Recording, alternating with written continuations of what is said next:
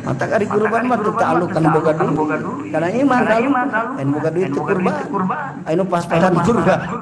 bener aya anu hutang saya kurban itu menang gitu menang hitung bogam aneh na ing sepede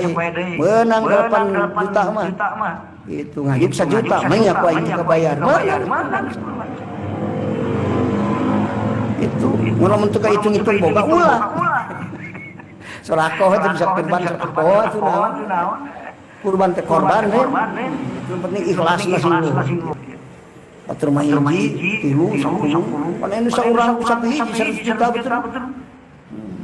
urang mah henteu anggar aku domah da duit teh loba ngan ikhlas arifin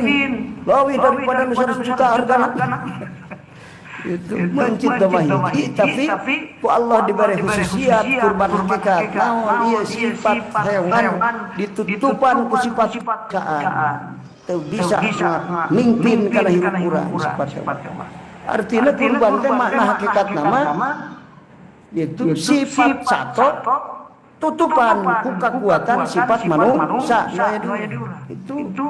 iceun urang kula jadi pamimpin gitu kan.